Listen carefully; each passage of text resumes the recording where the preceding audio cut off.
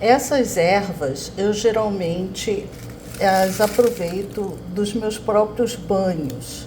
Eu termino o banho, recolho a erva com a qual eu tomei banho.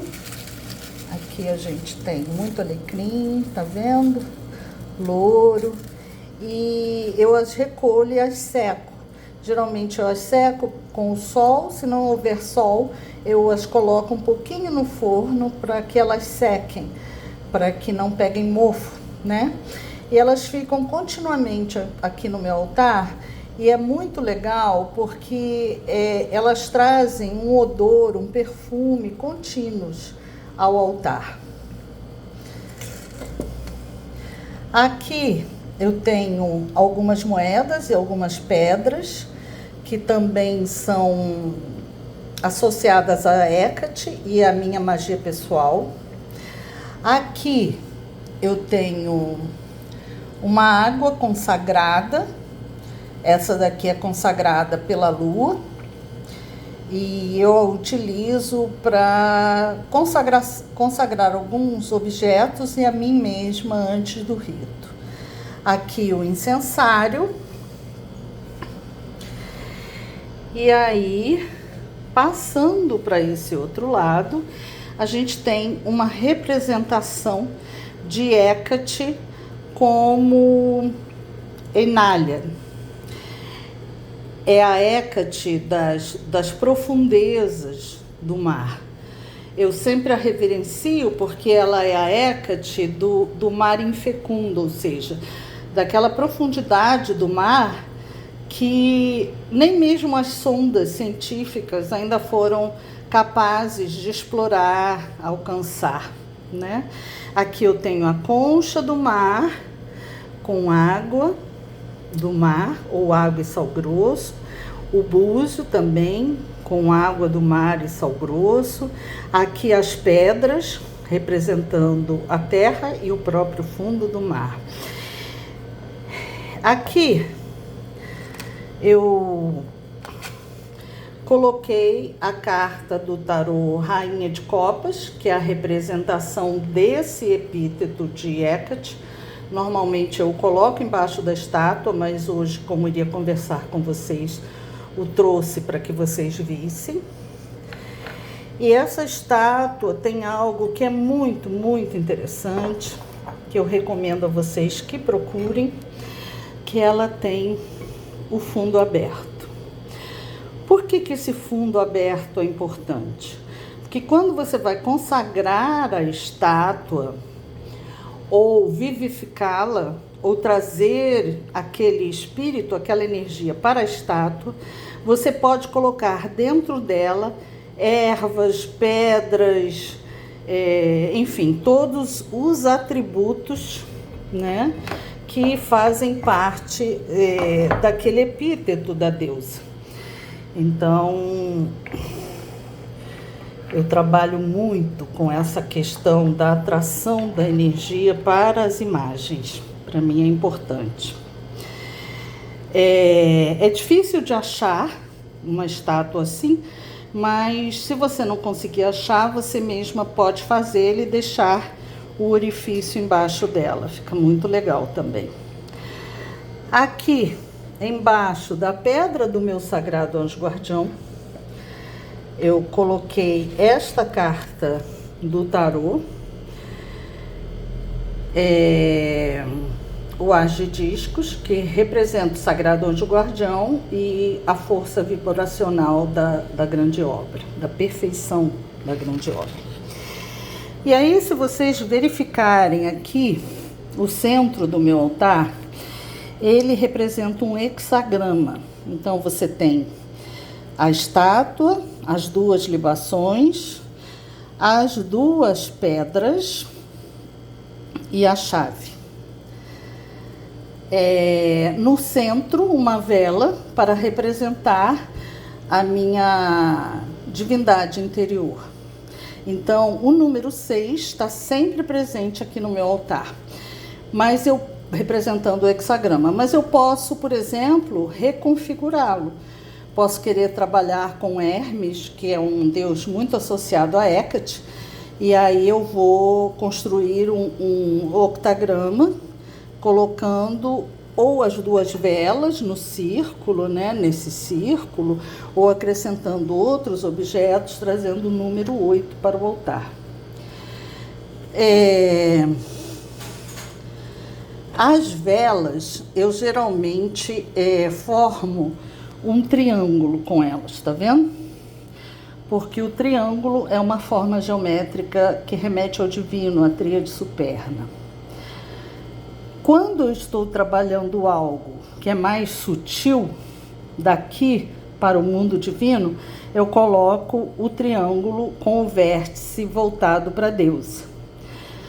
Quando eu quero trabalhar com algo mais concreto, material, eu movo o vértice do triângulo para baixo, né? O triângulo fica com o vértice para mim, e aí eu trabalho mais essas questões materiais.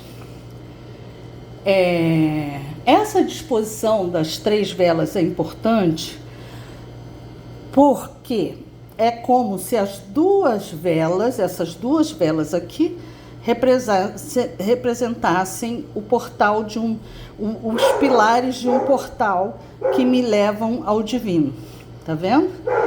E quando eu inverto o vértice, aí você tem os 2 pilares do divino trazendo para a matéria aquilo que você deseja.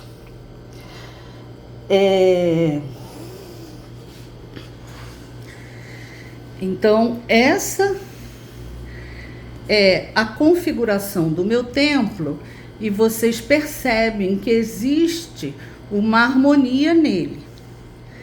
Essa harmonia das formas, da geometria divina que está presente. Vocês podem fazer assim, vocês podem construir mandalas para colocar ali no centro, embaixo da vela central. Às vezes eu também faço isso, tá?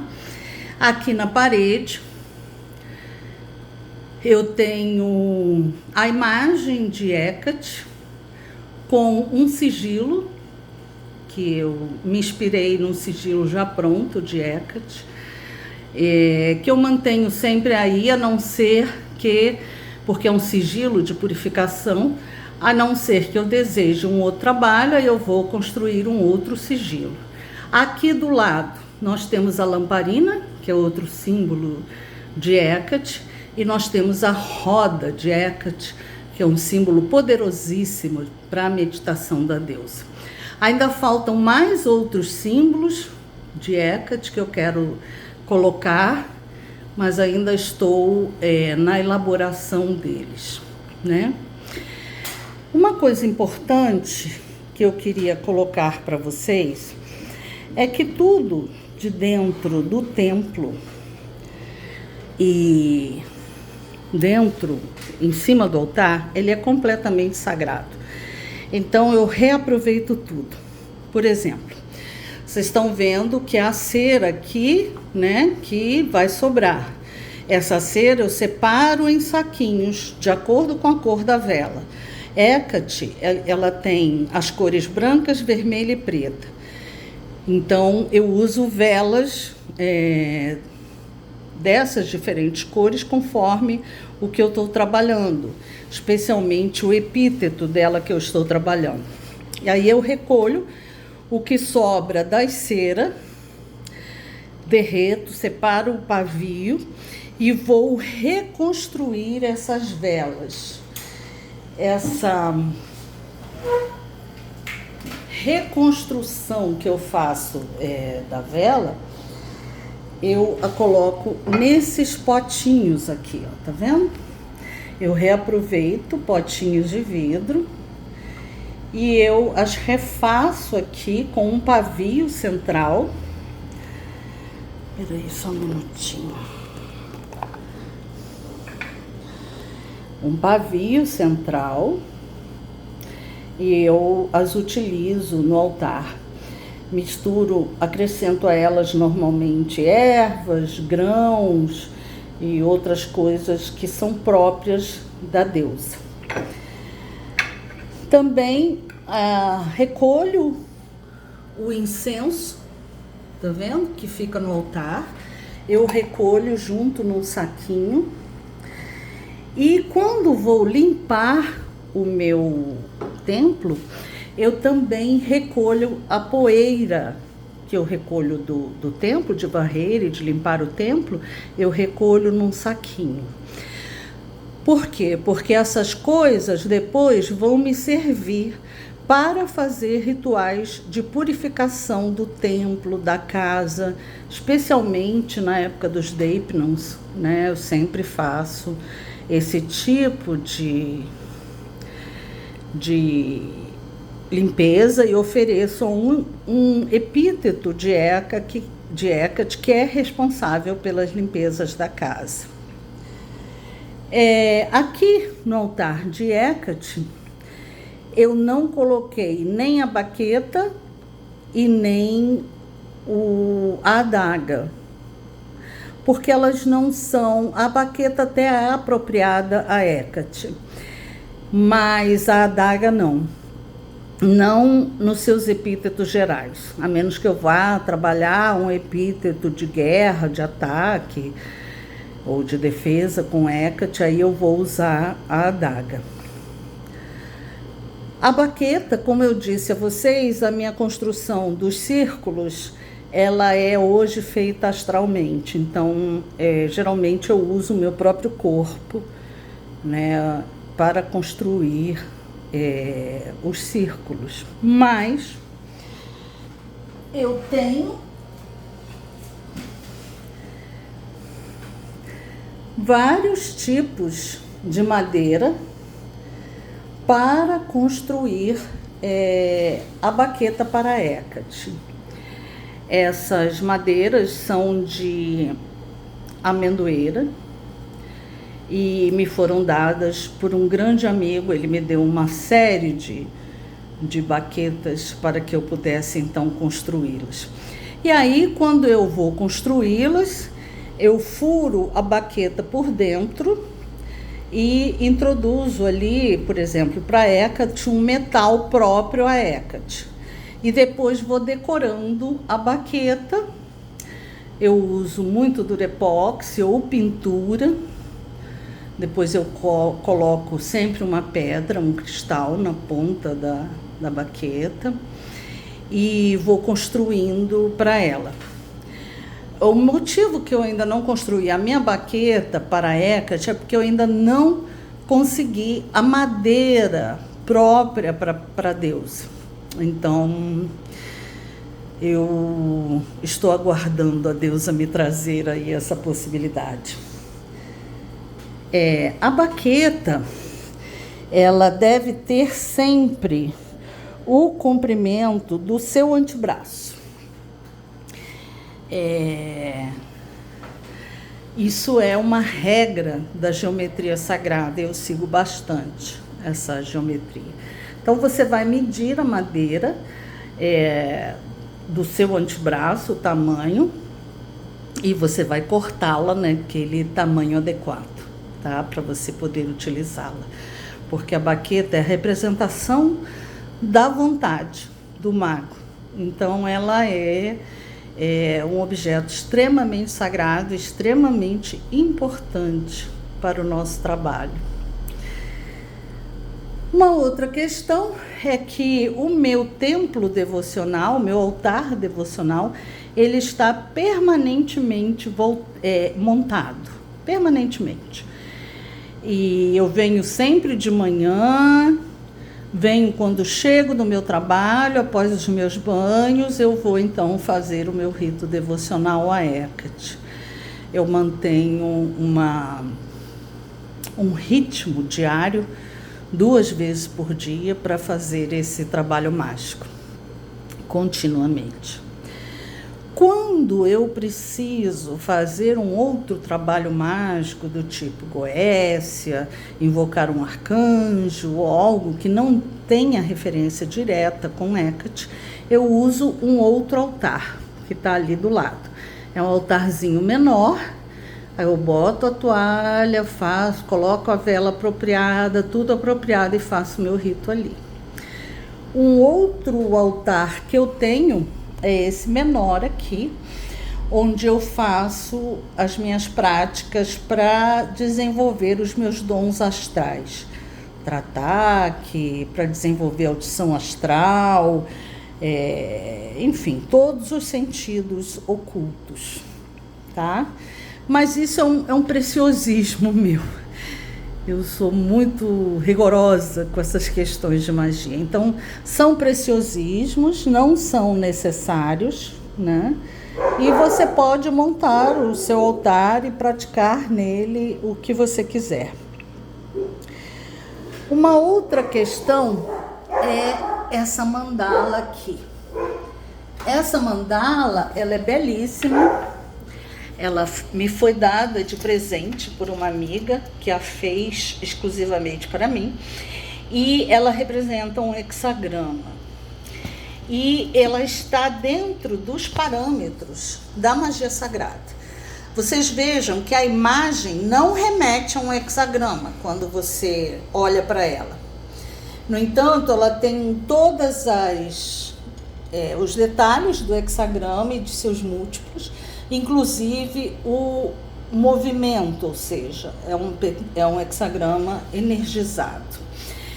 Isso, em relação ao sigilo, é muito importante, porque o sigilo que você for construir, ele não pode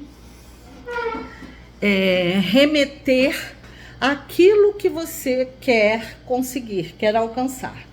Então, o que eu recomendo é que você trabalhe o sigilo sempre através da geometria sagrada e que você construa algo belo, algo que te toque, que te sensibiliza, porque isso potencializa o efeito mágico do objeto que você construiu. E uma questão eu nunca faço sigilo e vou logo fazer a projeção dele. Eu faço o sigilo, ou eu guardo dentro da minha estátua, ou eu guardo dentro de um livro, e às vezes passam-se dias, às vezes até um mês, sem que eu utilize aquele sigilo.